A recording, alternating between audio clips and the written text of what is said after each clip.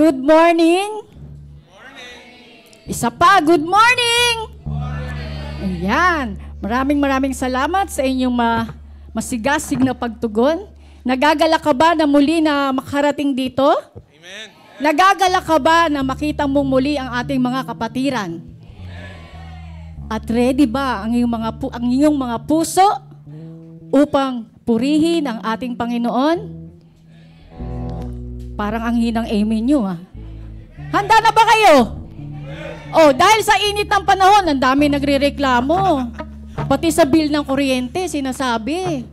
Diba? Ang init-init, puro tayo reklamo. Buti na lang hindi judger si God, no? Buti na lang napakabait ng Panginoon. Kasi despite sa mga kahinaan natin, despite sa marami nating reklamo, nananatili ang pag-ibig ng Diyos, nananatili ang pagiging faithful ni Lord, despite sa mga ating mga failures, sa ating mga weaknesses. Di po ba? Amen po ba? O di tumayo tayo at sama-sama natin purihin ang ating Diyos na buhay, pagkat siya Kanya lamang nararapat ang ating mga papuri. Let's exalt King Jesus above everything. Marami man tayong kinakaharap na sa araw-araw, sa hirap ng buhay, lungkot, rejections, kakulangan, at kung ano-ano pa. In the days we will live, lagi nating tatandaan that anointing is on us, and we should remind each other, Emmanuel, God is here. Amen. Amen.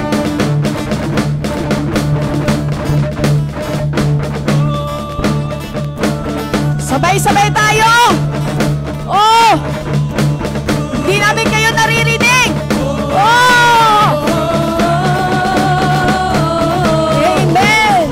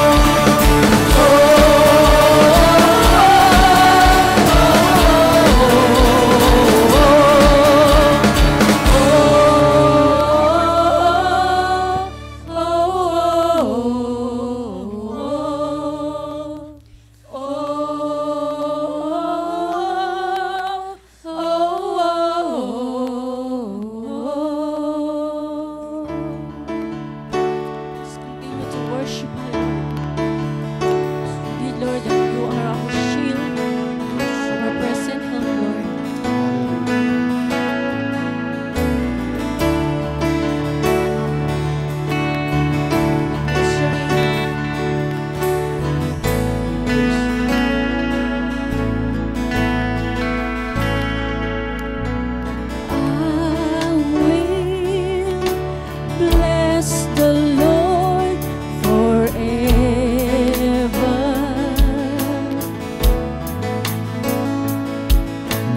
I will trust Him at all times.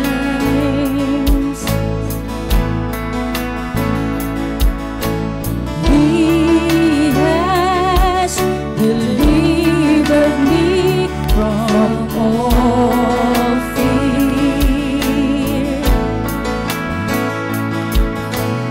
He has set my feet upon a rock.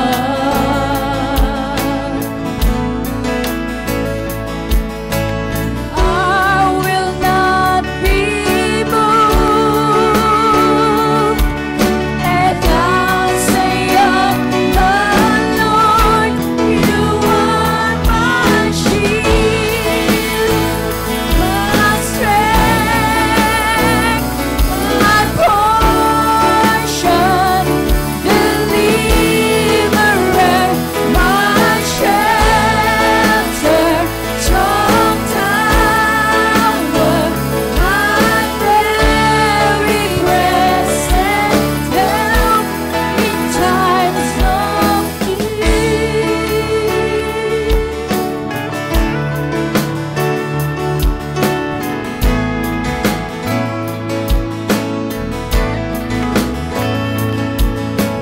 Whom have I in heaven but You?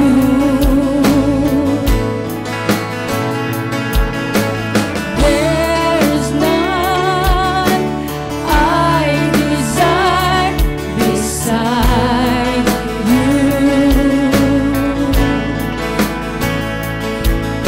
For You have made me glad,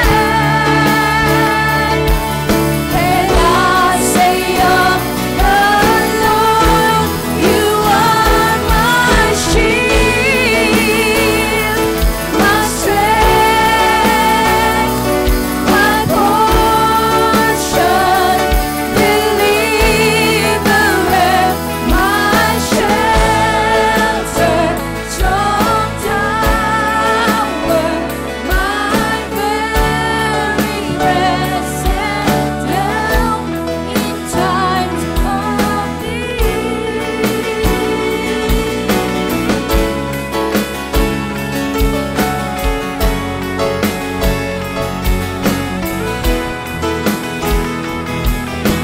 You have made me glad, and I'll say of the Lord, You are my shield, my strength, my portion, deliverer, my shelter, strong tower, my very present help. You are my shield, my strength, my portion, deliverer, my shelter, strong tower, my very present help in times of need. Muli po nating awitin, You are my shield. Mga kapatid, awitin natin.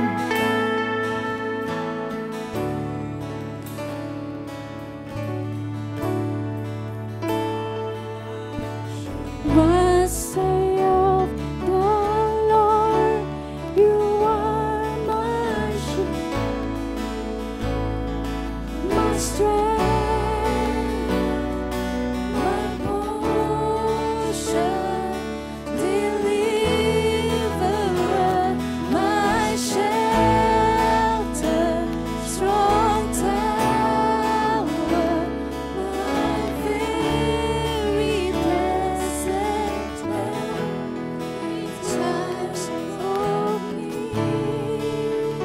Thank you, Lord.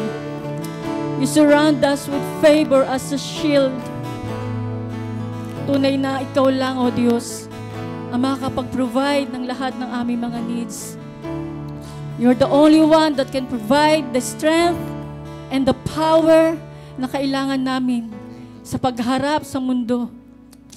Our very present help in times of need. We will completely trust in you, O Lord. Sa iyo lamang, Panginoon.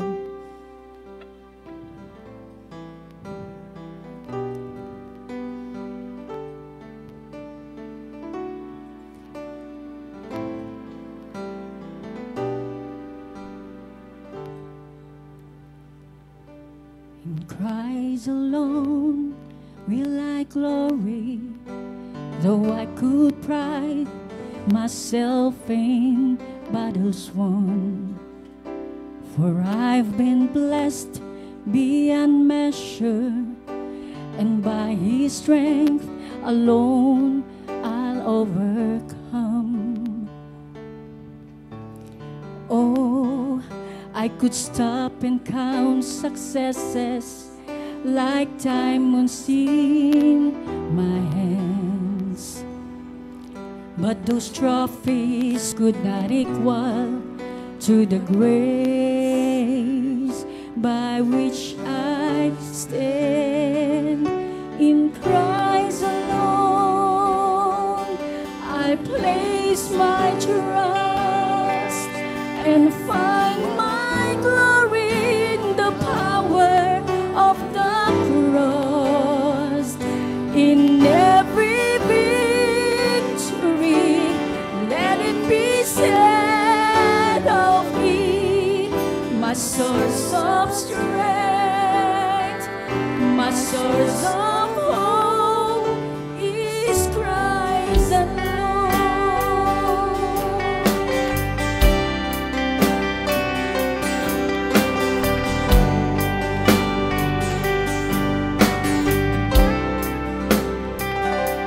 In Christ alone do I glory, for only by His grace I am redeemed. For only His tender mercy could reach beyond my weakness to my need. And now I seek no greater honor to just to know Him more, and to count my gains but losses to the glory of my Lord. In Christ alone I place my trust and find my glory in the power of the cross. In every victory, let it be said of me, my source of strength, my source of hope. In Christ alone I place my trust and find my glory in the power of the cross. In every victory, let it be said of me, my source of strength, my source of hope is Christ alone.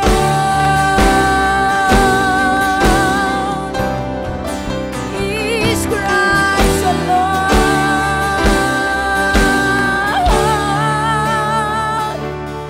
Is Christ alone. Yes, Lord, thank you, Lord.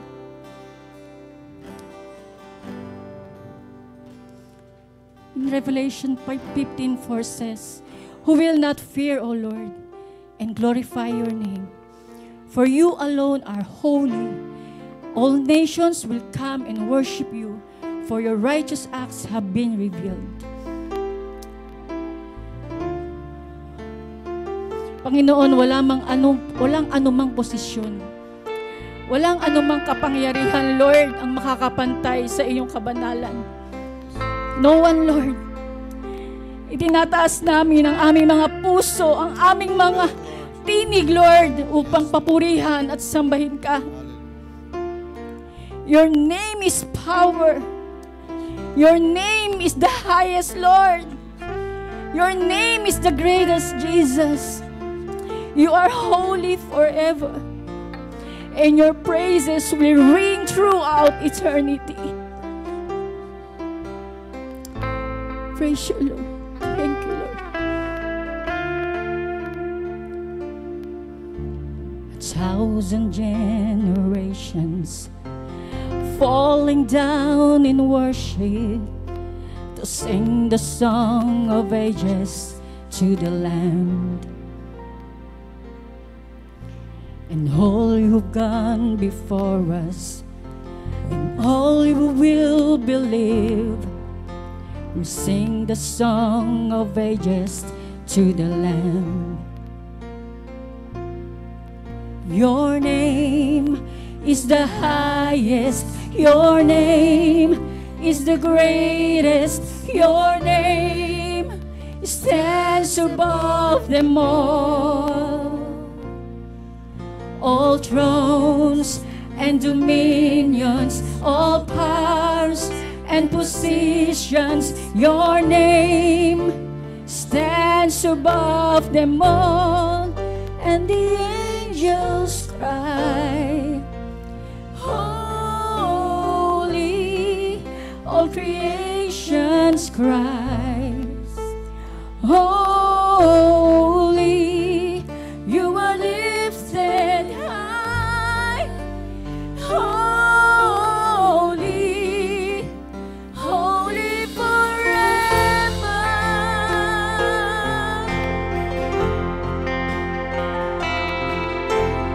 If you've been forgiven, and if you've been redeemed, sing the song forever to the Lamb.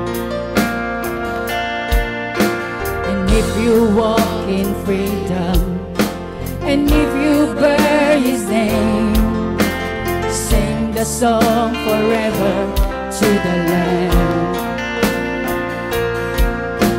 Sing the song forever and amen. And the angels cry, holy, all creation cries, holy, you are lifted high, holy, holy forever. Hear your people sing, holy, to the King of Kings. Holy, you will always be. Holy, holy forever.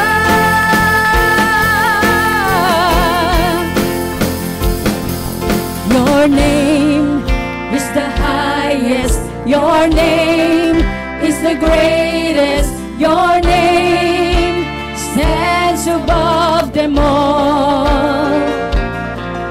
All thrones and dominions, all powers and positions, your name stands above them all.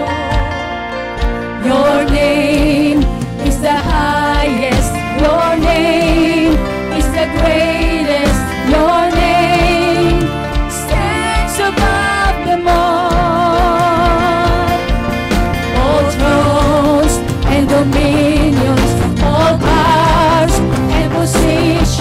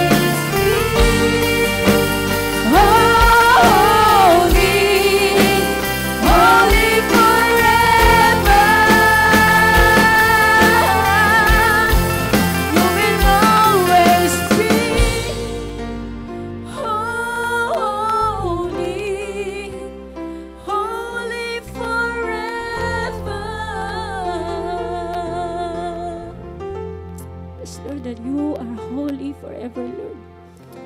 Father, you are most worthy, Lord. We praise you and we honor you, Lord. Teach us more and more about who you are so we can worship you with greater understanding, Lord. Help us proclaim your name, your matchless name. In Jesus' name we pray. Amen and amen.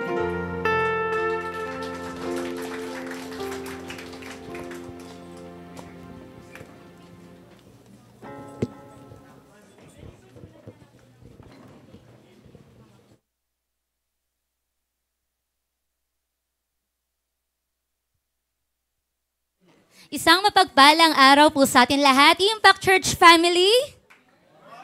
Ayan, grabe, punong-puno ang ating simbahan at talaga namang napakasarap awitan ng papuri ng ating Panginoon na tapat at buhay. Kaya maraming salamat sa ating worship team sa pangunguna po sa ating pag-aawitan ngayong umaga. And of course, we're blessed dahil meron po tayong kasama ngayon na first-timer.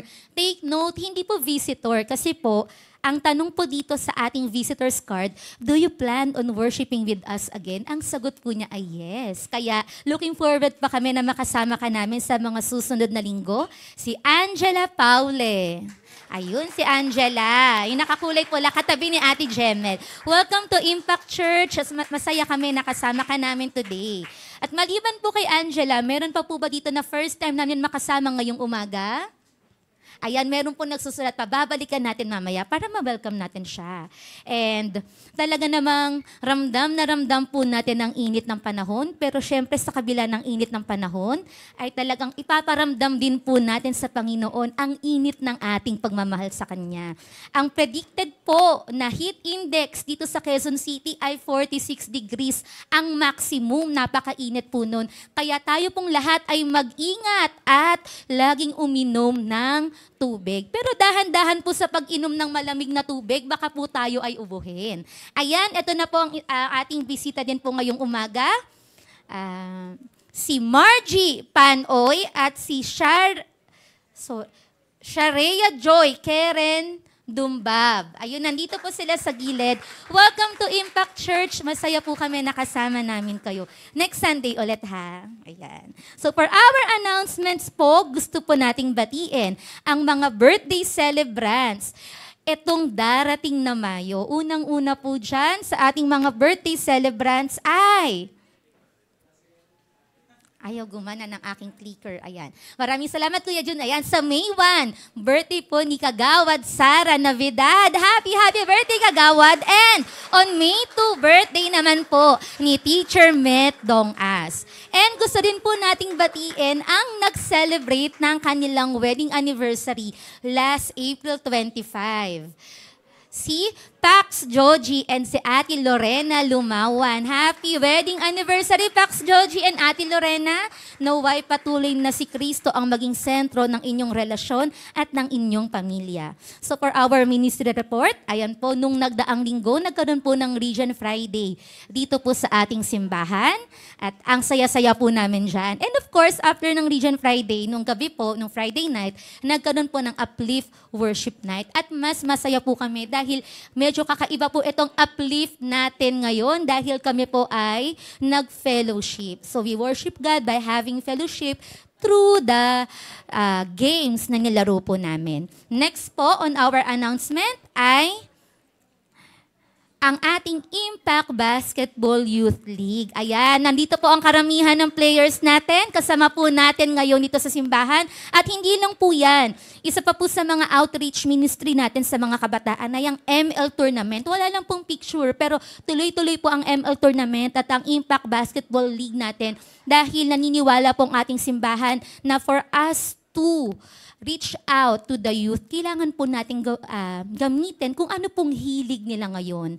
At through that, talaga pong tayo ay makakapag-share ng salita ng Diyos sa kanila. And we praise the Lord dahil last Sunday, tayo po ay nag-celebrate ng lahat ng ating kaarawan at tayo po ay nakalikom ng tumataginting na 52,480 pesos. Praise the Lord sa buhay ng bawat isa na naglaan po at nagbigay para po dito sa Everybody's Birthday. At makakaasa po kayo na ito po ay magagamit para po sa Malasakit Batch 3. Next on our announcement, lahat po ng umattend ng Everyday Commission Seminar. Last Sunday, meron po ulit ngayong hapon. 2 p.m. po mag-i-start hanggang 3:30 p.m. Kaya lahat po ng umattend, hopefully dala nyo ang manual at mag-stay po ulit tayo ngayon for this seminar. And on May 5, ang mga kabataan, marami-rami po ang kabataan na nandito ngayon. So please mark your calendars. Alam ko na busy kayo with school activities na mga pinapagawa ng mga teachers, pero sana makasama po kayo dito sa fellowship, dito sa ating simbahan. Sa May 5, ito po ay 1 p.m. to 3:30 p.m. At hindi lang po yan, sa darating na May 19, ayan, meron pong Area 3 Youth Fellowship na gagawin sa Community of Christ Alliance Fellowship. So lahat po ng interested, magsabi lang po kay Ate Martina and kay Kuya June para mailista po nila kayo dito sa fellowship na ito. Next on our announcements, ayan na, parang kailan lang nagsimula ang Malasakit Batch 2. At ngayon sila po ay gagraduate na. Praise the Lord. So lahat po ng parte ng Malasakit Batch 2, ang graduation po natin ay on May 5, 2024 after the afternoon service. Next on our announcements, ang Metro Manila District ay meron pong +1 summit. Kung bakit +1, hindi ko po alam. At ito po ay para sa mga pastors and church leaders ng Metro Manila District. This is on May 11, 2024 at gaganapin po ito sa Capital City Alliance Church. Next on our announcement ay ang ating baptismal class. So ang ating baptismal class po ay sa June 2, 2024, unang linggo ng buwan ng Hunyo. So lahat po ng mga gusto pong magpabaptize, pwede po tayong magpalista kay Ate Angela o kay Ali. Ayun po si Ali, yung naka-orange na jacket. At ito po ang ating Pastora Angela. So lahat po ng interested to join the baptismal class at magpabaptize, magpalista lang po tayo sa kanila. Next naman po, ito na ang inaabangan nating lahat sa July 12 to 14, ang ating family camp! Magpalakpakan ng mga excited. Siyempre ako excited din po talaga ako dyan. Yan, so ang ating family camp po, yan, pwede na po tayo mag-start, magpalista kung tayo po ay sasama. Lumapit lang po tayo kay Ate Angela. O magsabi po sa mga pastor na ang pamilya po namin ay sasama para po malaman na natin ilan po ang mga a-attend dito sa ating family camp. So meron po yung registration fee, 1,800 pesos para sa mga adult at ang mga kabataan na may edad 7 years old, pababa. 7 to 11 pala, sorry. 7 to 11 ay 50% off. So, 900. Ayan. At yung mga 6 pababa ay libre po sila. So, at syempre, tuwing family camp, tayo po ay merong t-shirt. So, kung medyo nagkaroon po ng changes sa size ng ating t-shirt, baka from medium, extra small na po kayo ngayon, mangyari lang po na mag-chat kay Ate Angela or lumapit kay Ate Angela para po mabago po at ma-update po yung size ng t-shirt. So, that's all for our announcements for today as we prepare our hearts sa pag-worship sa ating Panginoon sa pamamagitan ng pagbigay ng kanyang tithes at ng ating mga offerings. Allow me to read what is written in Malachi chapter 3 verse 10.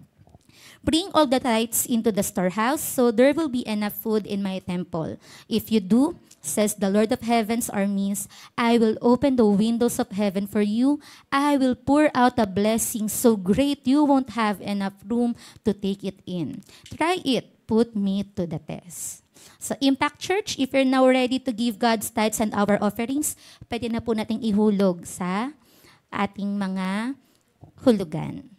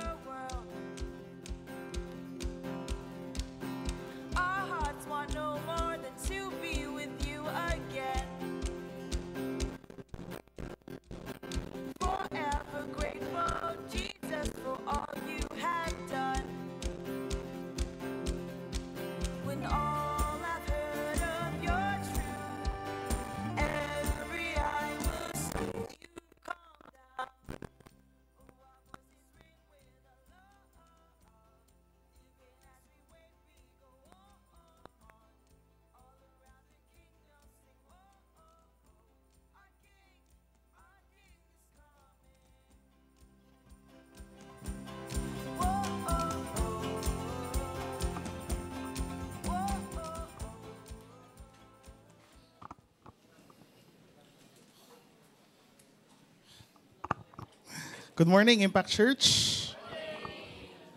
Kamusta kayong lahat? Abril na, no? Bilis ng panahon. At patindi ng patindi yung nararamdaman nating init ngayong panahon na to. Kapon nga lang, kami ng misis ko, si Van. Simula pa nung Friday na bukas yung aircon namin, sobrang init. No? Hindi namin pinapatay yung aircon.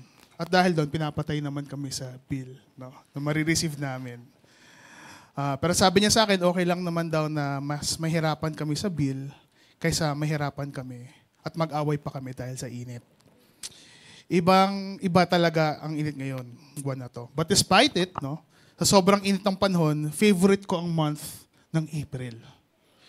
Hindi dahil sa summer na or dahil parang impyerno ang ating klima, pero dahil sa sobrang init ng bakbakan ng playoffs sa NBA. Yan. Kakabigay lang ng balita sa akin ni Pastor Jero, nanalo daw Lakers kanina, no? Pampalubag loob daw 'yon, pang save ng face na hindi sila na-sweep. But I have been an avid fan of the NBA for quite some time. Actually since 2003. Nag-aabang pa kami ng kuya ko noon sa TV para makapanood every morning ng NBA games. If I'm not mistaken, no, sa TV, Channel 13 pa yung inaabangan namin para makanood lang ng isang NBA game. And every year, sinusubaybayan namin yung mga laro. Lalo na ng Cleveland Cavaliers. Kasi 2003 kami nag-start, sakto, 2003 rin, na-draft si LeBron ng Cleveland Cavaliers. And we had followed his career since then. But yung pinaka-favorite na moment ko sa buhay ni LeBron at ng Cleveland ay yung pagbalik niya ulit sa Cleveland after 4 years or 3 years. No? 4 years. Kung saan si LeBron, si Kyrie, at ang Cavs ay nagwagi bilang champions ng NBA. Coming from defeating the Golden State Warriors who had a phenomenal season na 73-9. Pinakamataas na season record, and coming from a 3-1 deficit sa laban nila ng NBA Championship. No? And yung lugar na Cleveland, kung alam nyo, parang isa siyang cursed city, no? In terms of sports history. Because it has been 52 years before sila nagkaroon ng isang major title sa apat na major na league, yung baseball, football, hockey, tsaka basketball, no? And this story was the comeback story of the century. Being down from 3-1 from the Golden State, no? Alam ko maraming Golden State fans dito. Pasensya, pero ito yung favorite moment ko talaga. Cleveland did the impossible. Winning 3 straight games to win it all. No?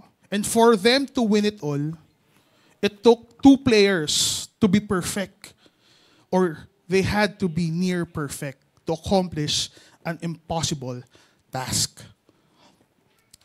They had to make the right plays, take the right shots, block the right shots, no? Make the right adjustments, make the right defensive strategies, and be perfect in 3 straight games. And they did. LeBron and Kyrie was perfect, and they won. But the next season, with the addition of Kevin Durant sa Golden State Warriors, and in fighting between LeBron and Kyrie, their perfect comeback never happened again. Their perfection only lasted for 1 year, actually for 3 days, and the team imploded. Trinade si Kyrie sa Celtics, si LeBron umalis ng Cleveland, ngayon sa Lakers na, and their perfection was all in the past. Cleveland is again championless since 2016. Perfection can be achieved for a brief moment, but man cannot perfect perfection. For weeks, no, in your small groups, we have been discussing the book I Am, which is also our small group material. And for the next 8 weeks, actually 5 weeks na lang, Yun yung pag-uusapan ng ating mga small groups. And today, I will be talking about perfection. God's perfect righteousness. And we can see that in Romans 5:18 to 21. And let me read it for you. No? I'll be flashing on the screen rin, the slides. Sabi sa Romans 5:18 no, to 21. Therefore, as one trespass led to condemnation for all men, so one act of righteousness leads justification and life for all men. For as by the one man's disobedience, the many were made sinners, so by the one man's obedience, the many will be righteous. Now, the law came in to increase the trespass, but where sin is increased, grace abounded all the more, so that as sin reigned in death, grace also might reign through the righteousness leading through Christ Jesus our Lord. May we be blessed in the reading of God's word. So today, to elaborate, ano nga ba yung righteousness? I thought of 4 key questions that we need to answer today. And to better understand, these are the 4 questions. First, ano ba yung righteousness ni God? Bakit ba natin kailangan yung righteousness? Anong nag-cause sa atin to be righteous? And paano ba tayo mamumuhay righteously? No?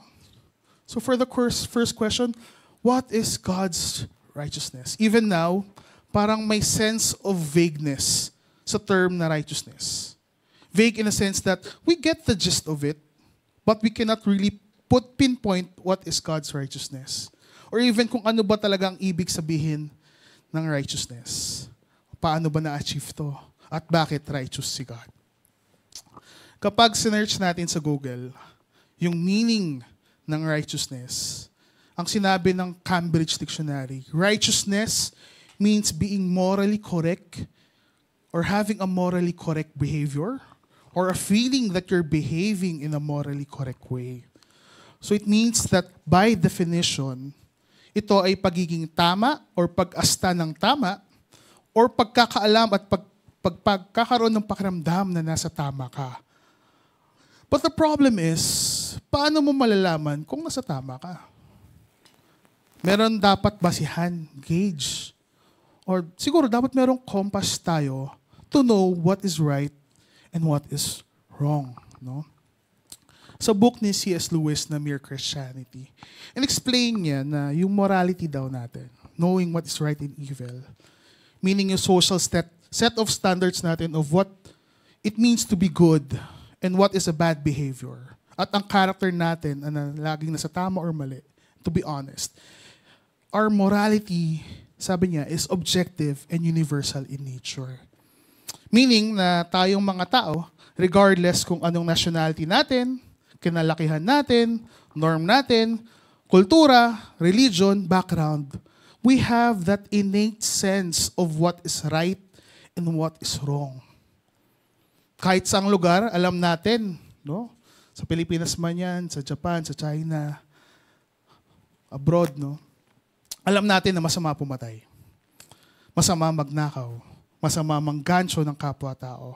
And when we see oppression happening in our eyes and unfairness happening in front of our face, we are urged to take action because sa gut feeling natin, alam natin na may mga nangyayari.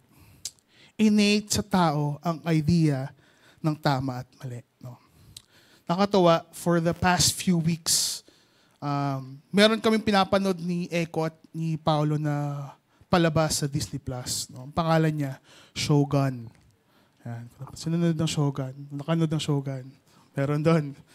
No? Sa kwentong ito, merong isang English seaman na napadpad sa isla ng Japan.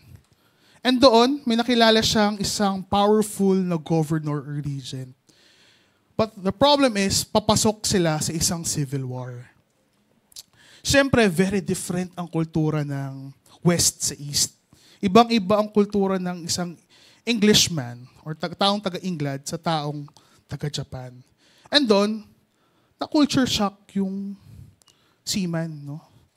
Si Blackthorn. Na sobrang na culture shock siya na yung importance ng honor at nobility sa Japan, na to the point that for it to be fully expressed, no, yung honor, they're willing to die, even committing suicide, just to maintain their honor. But despite sa differences niya na alam niya at ng governor at ng Japan, naintindihan nila na when they will be going to war, mahirap at masama yun. It would be better to have less bloodshed than push through sa gusto nilang mangyari at magkaroon ng gera. In the end, spoiler alert, no, na they evaded the war and they won without the bloodshed of many. While specific morals may change between cultures, no, having morals does not. Consider the similarities sa lengguwahe natin. While cultures have different words for things, there is no culture without a language. Therefore, people invented words, but no one invented language itself. Similarly, no one invented morality.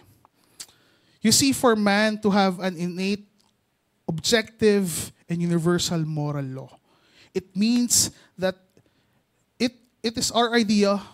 It means that in our idea of what is right and wrong, there must have been a creator who instilled what is right and wrong. Ang ibig sabihin nun na ang sense natin sa tama at mali ay nanggagaling sa tagapaglikha ng tao, which is God Himself. And if the idea and notion of what is right and what is wrong comes from God Himself, then it means that yung basihan natin at tagapaghusga ng tama at mali ay yung Diyos na nagbigay sa atin ng sense na ito. The ultimate judge of morality, of what is right and wrong, and what is righteousness, is God Himself. In the Bible, no, especially in the book of Psalms, and express ang righteousness sa mga itong paraan. In Psalms 9 verse 8, it says, He rules the world in righteousness and judges the people with equity. In Psalms 36 verse 6, your righteousness is like the highest mountains, your justice like the great deep. You, Lord, preserve both people and animals. In Psalms 48:10, like your name, O God, your praise reaches to the ends of the earth. Your right hand is filled with righteousness. Tulad ng pag-describe ng mga psalmist, kailangan natin maintindihan na ang righteousness ng Panginoon ay hindi dahil sa ginagawa niya, pero ito ay isang katangian niya. In short, it is not an outcome of what He does, but an attribute of who He is. In this way, maintindihan natin, the Lord is righteous. Hence, all He does is just. He is upright in all His ways. He operates with truth and honesty. And He always does the right thing every time. Because He is righteous, then He is also incapable of doing wrong. He is sinless, faultless. In short, He is holy and without blemish. God is perfect. So now we know that anong ibig sabihin ng righteousness. So talon tayo sa second question. Why is there a need to be righteous? Here's the problem. Though innate sa tao na alam nila ang tama at mali, kung ano ang morally right sa hindi, ibang usapan ang pag-unawa sa paggawa. Knowing is only the first part. Doing is another. And doing it consistently to become a behavior is also another thing. Katulad ng mga sinuunang mga Kristiyano sa panahon rin nila, lahat tayo ay nag-struggle maging righteous. Bakit nga ba natin kailangan maging righteous? Apostle Paul said it best in Romans 6:23 and Romans 3:23, which it stated, "The wages of sin is death." Very famous verses, no? In Romans 3:23, including you and me, all have fallen short in the glory of God. Ang problema ay ang kasalanan natin. It has separated man's relationship with God. Ang problema is that dahil perfect ang Panginoon, and tayo mga tao cannot ever obtain perfection on our own strength, though alam natin kung ano yung tama at mali. Sabi nga ni John, we will be only deceiving ourselves if we say we do not sin. The punishment of our unrighteousness is not a slap on the hand or parang isang failing subject na pwede mong i-retake next semester. There is seriousness and gravity of our shortcomings. It has an eternal weight on it. Because of our sin, we were destined to die and suffer for eternity. The truth is that the price of the sin, there is a price for the sins that we commit in our lives. That is why when Adam and Eve committed and brought sin into the world, God was working and planning toward the reconciliation of man towards Him. In the Old Testament, binigay na nga ni Lord yung 10 Commandments to the Israelites. Yet pagbaba pa lang ni Moses, nagsamba agad sila. O nakita niya agad na nagsasamba sila sa golden calf. Nanirahan na rin ang Panginoon sa tabernacle para mapalapit siya sa mga Israelites. Ngunit lagi nilang nakalimutan na kasama nila ang Panginoon. Inalaw ng Panginoon na imbes buhay nila ang kapalit sa kabayaran ng kasalanan, inalaw niya mag-sacrifice na lang ng blemish-free na tupa.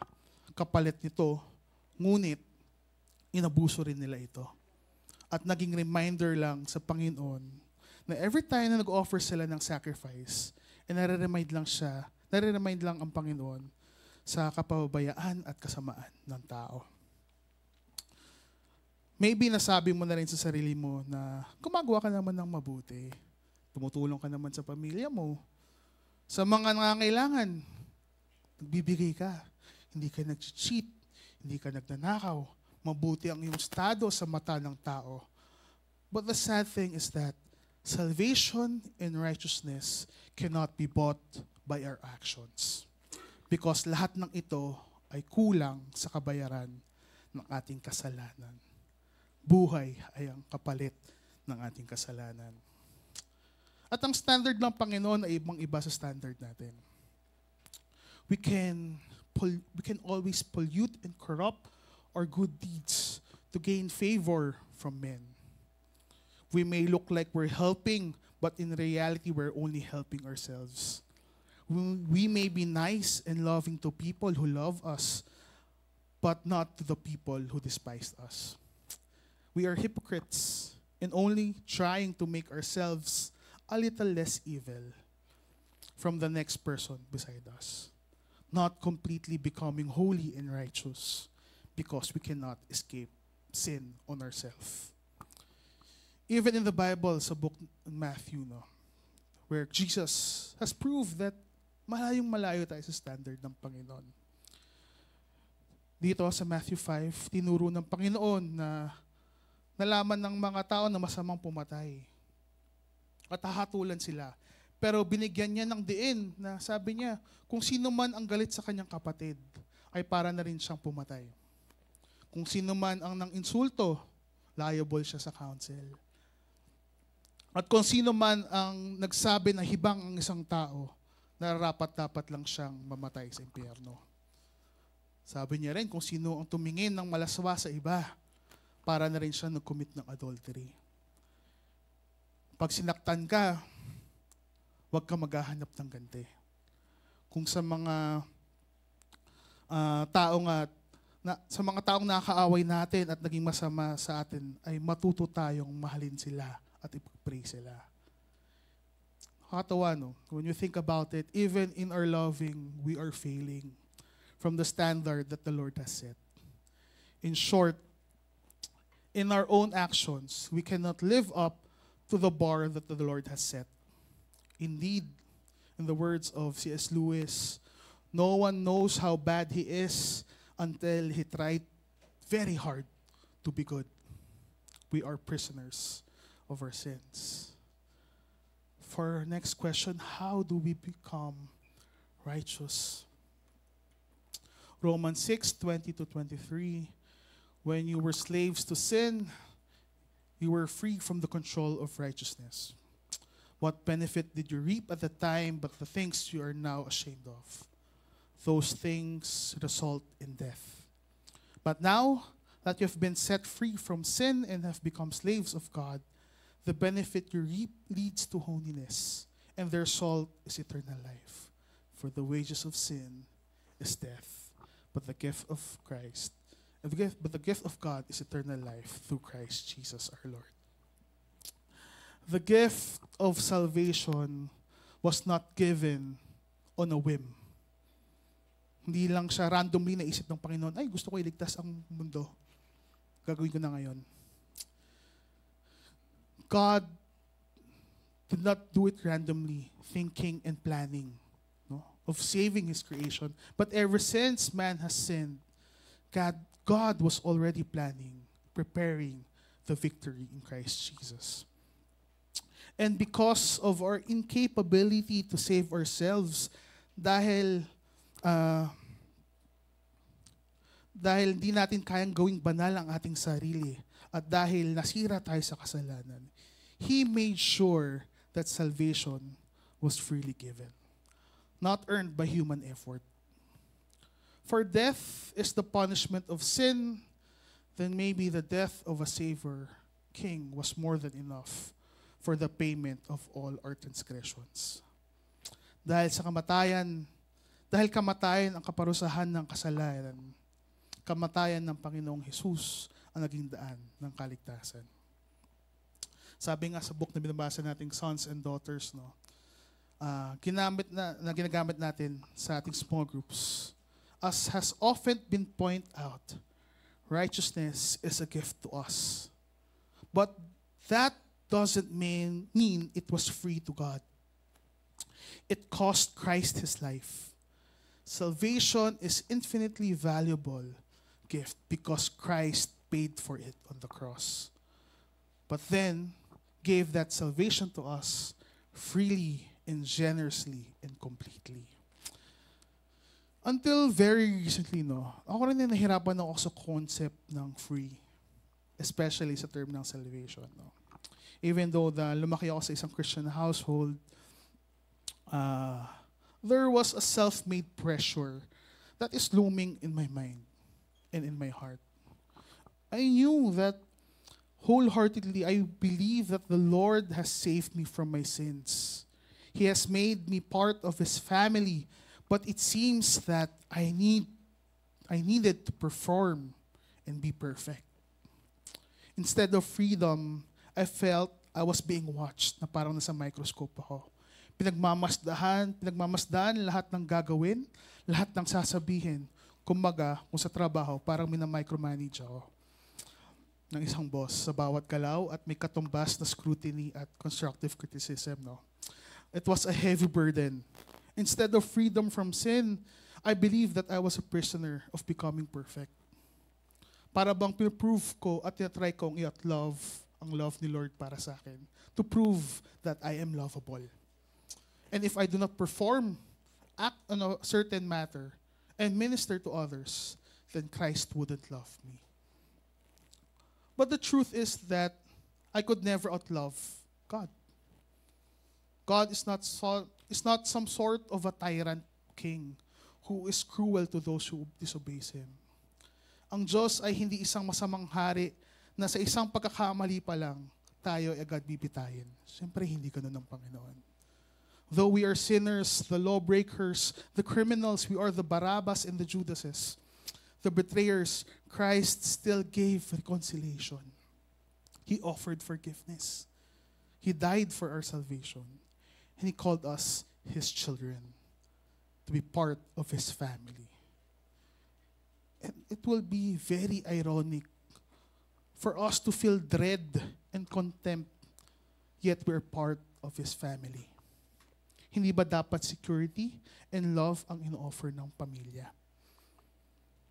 Christ's righteousness is not a threat that keeps us in line, but it keeps us safe.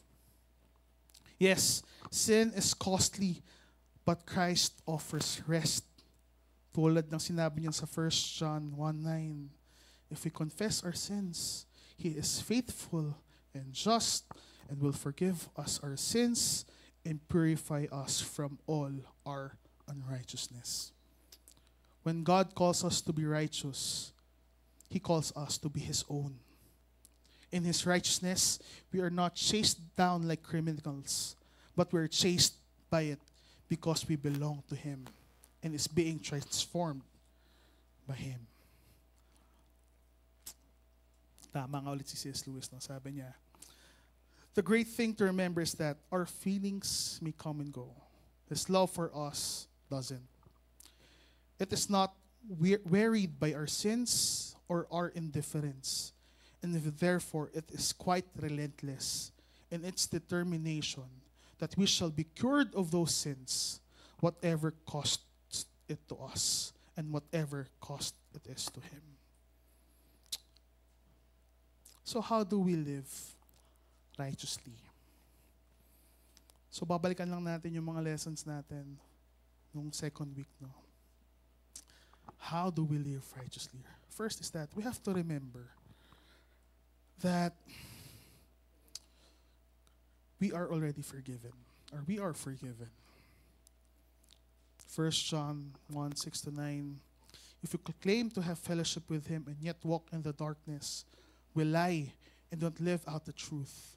But if we walk in the light, as He is in the light, we have fellowship with one another. And the blood of Jesus Christ, His Son, purifies us from all sin. If we claim to be without sin, we deceive ourselves, and the truth is not in us. But if we confess our sins, He is faithful and just, and will forgive us our sins and purify us from all unrighteousness. God's faithfulness and justice are the reason He forgives our sins. Because God cannot change, we do not have to wonder if we are forgiven. There are no conditions, walang expiration date, walang hidden clauses. Sometimes we are scared of His justice, but actually, it is our safeguard and guarantee. Justice must be done, but justice has already been established through Christ Jesus. Christ paid it all. It might sound too good to be true na ginawa na lahat ng Panginoon para tayo maligtas at ito'y libre. But ito'y totoo.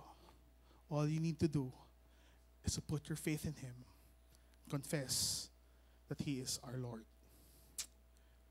And yes, it is still true that we're still sinning, but because of His love and righteousness in us, we are able to become more aware of our dirtiness, our shame, our guilt, and maaari tayong lumapit sa Kanya para tayo malinis ulit. And it is a promise that He has given to every believer, every child that calls Him Father. And maybe yun rin ang dahilan bakit mas napapansin natin ang mga maling nagagawa natin. Where all mistakes and hidden sins are brought into light. For the closer we get into light, inch by inch into His glorious presence, we become more aware of our blemishes and more aware and drawn and in need of His love and grace. Less of our own self-righteousness and more of His. Mas mabilis makita ang dumi pag nasa liwanag. At mas madaling itago ang mga mancha ng buhay natin pag nananatili tayo sa dilim. Embrace God's love, embrace and accept His forgiveness. Remember that we are forgiven. Of course, as the Lord has forgive us, forgive for we have been forgiven. Colossians 3:13, bearing with one another, if one has a complaint against another, forgive each other. The Lord has forgiven you, so you must also forgive. merong isang kasibihan na everyone thinks forgiveness is very lovely. And it's a lovely idea until they have something to forgive. Of course, masarap at madali kapag tayo ang pinatawad. Pero ibang usapan kapag tayo ang kailangan magpatawad.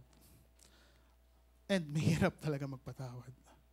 Isipin nyo that we have to forgive everyone that has offended us, hurt us. Maybe it's from excess who have betrayed us, mga taong nagpasa sa atin, pamilya na nagpabaya, maybe iba sa atin na-experience ng bullying, nakaranas ng unfair treatment, taong mga makilala kayong naninira sa inyo, sa inyong mga pangalan, taong hindi kayo nire-respeto, taong hindi naging grateful sa atin, or even mapatawad ang ating sarili sa mga maling desisyon na nagawa natin sa buhay. The list goes on and on. Forgiveness is a difficult task. It is easy to find fault. It is easy to nitpick and napakadaling magtanim ng sama ng loob. It is easy to hold grudges towards others. Think of ways on how we can act out our revenge, on how to humiliate them for hurting us. So in return, we will hurt them and cause them the same pain that they've caused us. But this is not the will of the Father. This is not acting on His righteousness. Revenge will always be selfish, but our call is to love, which is selfless. Forgiving others means that you have to let go of the hatred you have in your heart and letting God rule over our pain and letting His righteousness and justice prevail. To forgive means to love our enemies. To forgive means becoming salt and light, witnesses to our oppressors. Like you needed God's love and forgiveness from our sins, they too need Christ and His forgiveness. Siguro, what better payback it is for our enemies, for them to become our friends and co-families in Christ Jesus.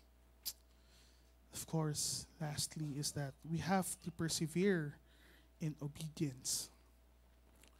In 1 Timothy 6:11-12, but you, man of God, flee from all these worldly pleasures and pursue righteousness, godliness, faith, love, endurance, and gentleness. Fight the good fight of faith. The road of obeying and following God and living out His righteousness is again a difficult path to take. Hindi tayo exempted sa failures, missteps, paghihirap, losses, tragedies, and life-altering events. Our life here on earth is not perfect and will never be perfect. Life is not like the movies or TV series where yung bida ay laging nananalo. Nagpapatalo lang sa una. Like the protagonist where he will always get his way and they will always win and be at the top at the end of the movie. How we wish that it can be true all the time. And the Lord did not promise that the moment we accept Him, all our worries will disappear and all the blessing will rush through the gates of heaven, pouring out, and we will live prosperly. Actually, it's quite the opposite. Dahil sa ating paniniwala at pananampalataya sa Diyos, we will be persecuted. Persecutions will come. People will judge you, mock your belief in your faith. They will call you names and they will test your faith and titingnan nila kung babaksak ka at magkakamali. And at times it will fail. It will break you. But hold fast to the truth that the Lord is with you. Kasama mo ang Panginoon at hindi ka niya papababayaan. In Proverbs 24:16 it says, for though the righteous fall 7 times, they will rise again. But the wicked stumble when calamity strikes. Maaring naiisip natin na ang tunay na spiritual and faith ay maglilid lagi sa tagumpay at patuloy na tagumpay sa buhay. But getting up from our failures and persecutions is a proof of God's grace upon us. Our commitment and confidence that at the end of the day, the Lord has got our back. In the life of Paul, he has experienced so many battles, persecutions, where he was left bloody, at times at prison, and of course, at the ultimate end, he died for Christ's sake. Yet, he did not stop in his mission to spread the good news of Jesus Christ. My friends and brothers and sisters in Christ, persevere in your walk in obedience. And this walk will never be easy. Sa totoo lang, hindi natin kaya to mag-isa. We need Christ. We need people who are dependent in Christ as well. Never get tired of loving and doing good towards others, for the Lord has never grown weary of loving us as well. And as I end, let me tell you this story. Meron akong isang kilalang tao. Very close sa aming mga magkakapatid. Sa totoo lang, we've treated him like our father. Lalo na nung namatay yung mom namin due to cancer. This person was loved by many. Madaling pakisamahan, mabait, mapagbigay. Sobrang generous niya kahit nung nag-aaral ako sa Bible school. He consistently supported my studies. And pag binigyan ko siya ng fundraising letter from AY or from Impact, magbibigay siya. He was a Christian by name. At times, he would enjoy pleasures of life, the pleasures the world has offered. He had vices, he had women, but still, sa standard ng mundo, he was considered a good and respected man. And he had it all. A great career, good finances, he could buy any car that he wanted. He could travel, and he was single. Then, the pandemic took place. Dahil siguro isa rin siyang healthcare worker, he decided to stop his vices, especially his smoking. And for more or less 2 years, he went cold turkey. Nag-stop talaga siya. But napansin niya na parang nahihirapan siyang huminga. All along, akala niya he just contacted COVID. So nagpa-check up siya. The results came in. Lung cancer.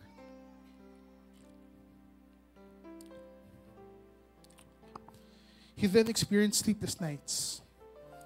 Anxiety and worry rushed through his head, fearing for the future. But there, God met him again. In his sickness, he found God. Well, maybe God found him, if you want to be technical about it. And there, his journey of recommitment and the journey of his obedience started again. Of course, we started praying, seeking for God's miracle and healing to be upon him. He had to go back to the Philippines to do chemotherapy. And for a few months, it seems na naging okay siya. Then results came back again. Stage 4 cancer. Kumalat sa utak. I could not imagine what was going through his mind. Kung anong nararamdaman ng katawan niya at kung ano yung mga words na hindi niya kayang banggitin. After hearing the news, all of his relatives convinced him to have hope. Manalig lang, magtiwala lang. Then one Saturday morning, he called. Of course, sa usap namin, tinanong ko siya kung kumusta siya, anong nararamdaman niya, anong treatment procedure niya, anong mangyayari. Then he stopped me and he said, Lim,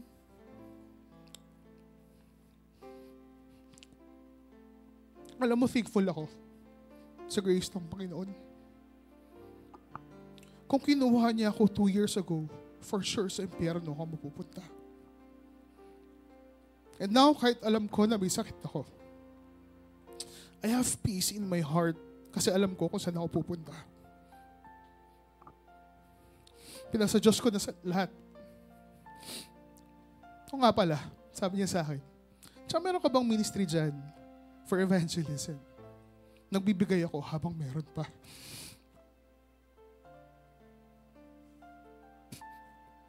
Peace and perseverance until the very end.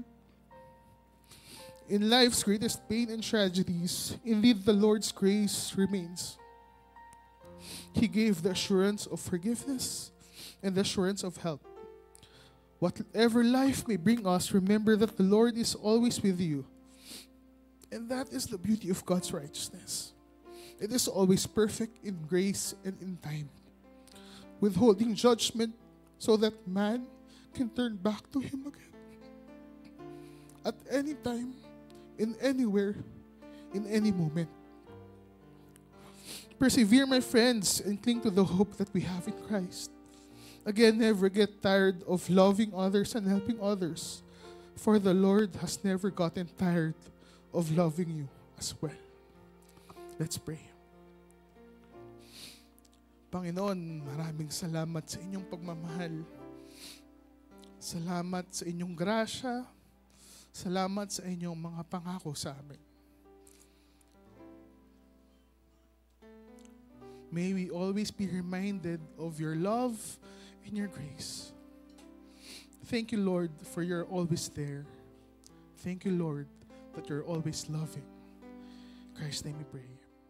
Amen and amen.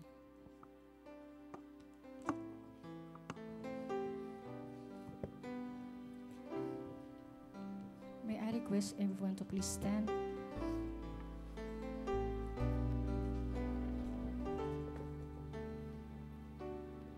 Christ alone will I glory, though I could pride myself in battles won.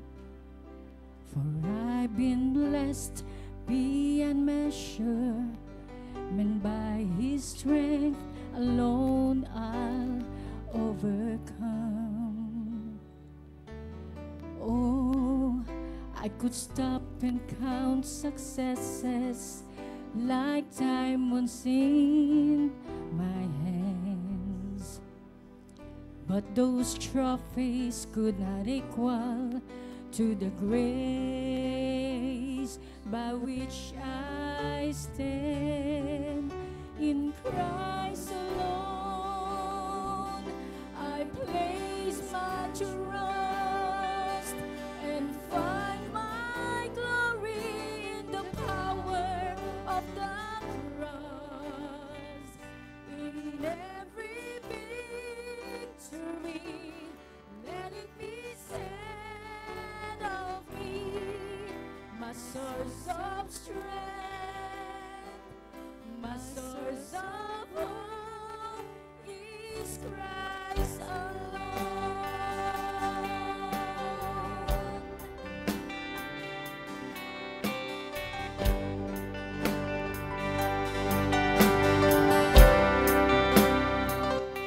In Christ alone do I glory, for only by His grace I am redeemed. For only His tender mercy could reach beyond my weakness to my need.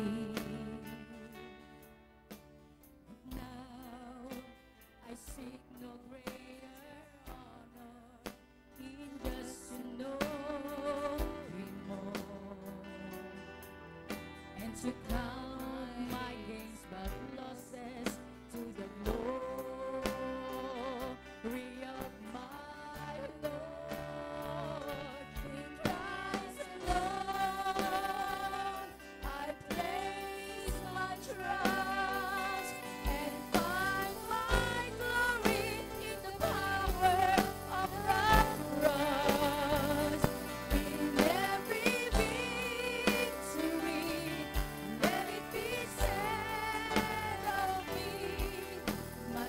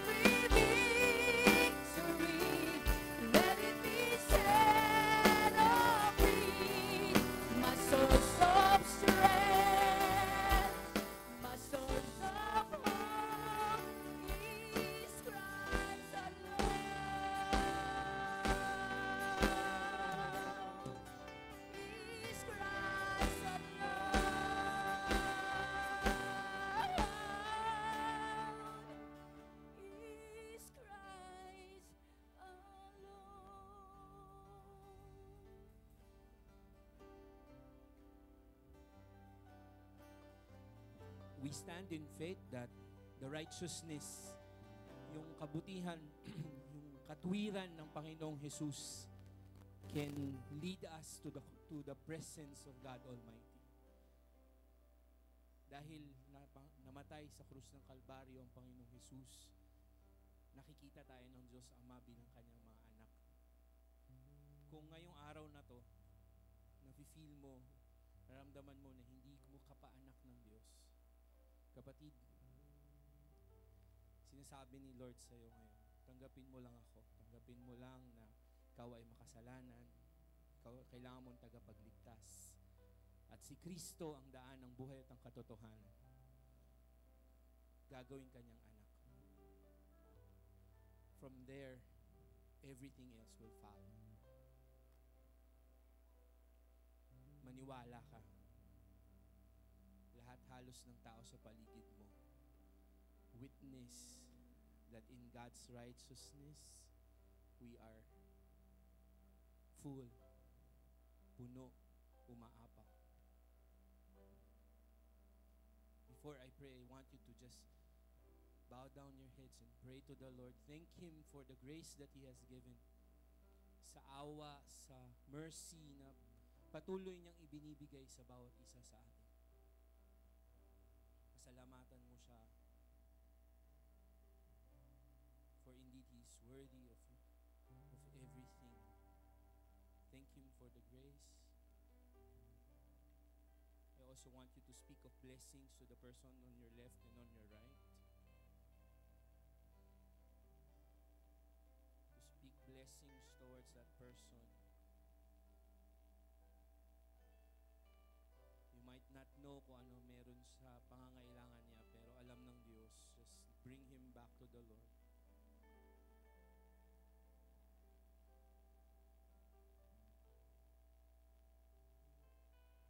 Father in heaven, maraming salamat dahil sa ginawa ng Panginoong Hesus sa krus ng Kalbaryo, kami po ay iyong pinatawad. Maraming salamat, O Diyos, sapagkat napakalawak ng iyong pagmamahal, napakalawak ng iyong kabutihan. Kadalasan hindi po namin ito maarok. Pero Panginoon, pinupuri ka namin, pinasasalamatan sa bawat araw, bawat minuto na iyong ibinigay sa aming buhay. Pinupuri ka namin sapagkat hindi nga po kami karapat-dapat, ngunit ginawa mo kaming mga anak. And lahat po ng successes, lahat ng whatever, Lord, we can count as ours, we lay it down before you. For indeed, Lord God, as apart from Jesus Christ, we are nothing. So Lord, we surrender our lives to you. Ibinibigay po namin ang aming buong buhay sa iyo. Kasi alam namin, kung kami ay nasa iyo, kami po ay nasa tama. Kung kami po ay nasa iyo, lahat po ng aming pangangailangan, higit pa sa sapat ang iyong ibinibigay. Panginoon, dalangin po namin ang buong bansang Pilipinas. Napakarami naming problema. Pero alam namin na ikaw ang aming Diyos. Ikaw ang may pumapanghawak sa aming bansa. Lord, sa init na nararamdaman ng buong bansa, dalangin po namin ang iyong proteksyon. Dalangin po namin, Panginoon, na ang iyong mapagpalang kamay ang mag-shelter sa amin sa init, Panginoon. And protect us from that. We also pray for our government.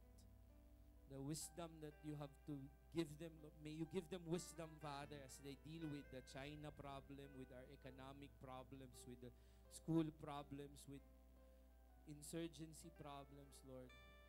Maraming problema ang aming bansa. Dalangin po namin, Panginoon, na patuloy kang mag-raise up ng mga leaders na naniniwala sa iyo at may takot sa iyo.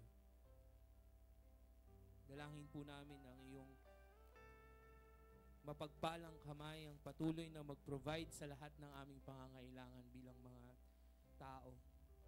Pagkain, lamig, tubig, ilaw, damit. Lord, we pray that You provide everything according to your riches and glory. Lord, we thank you because alam namin na kaya naming pumanatag. We can rest in your goodness. We can rest in your promises. We can rest, Lord, that you are here with us. We pray for our outreaches, Father. It's in spiritually crucial moment, Lord, that where we will share Jesus as their personal Lord and Savior. I pray, Lord, for all those coaches who will be speaking forth of Jesus Christ to every member of this outreach. Lord, we pray that you will speak through them. Lord, we pray that you will prepare the hearts of players, of all those people we are reaching out, and that they would come to a realization that they need Jesus as their personal Lord and Savior. That not only that, Lord, that they will be discipled for your glory and for your honor. Lord, we pray for our upcoming family camp. May you provide all our needs. May it be a time, Lord, of fellowship, of love, of celebration of your goodness and of your faithfulness. Lord, maraming salamat dahil sa pagharap namin sa buhay, alam namin naroroon ka. Lord, alam namin naririto ka ngayon. Kasama mo kami. Kasama ka namin sa pagharap ng buhay. Yun lang, Panginoon, sapat na. Papuri parangal sa iyong pangalan. May God Himself, the God of peace, sanctify you through and through. May your whole spirit, soul, body be kept blameless at the coming of our Lord Jesus Christ. To Him be the glory, the honor, and the praise. In Jesus' name.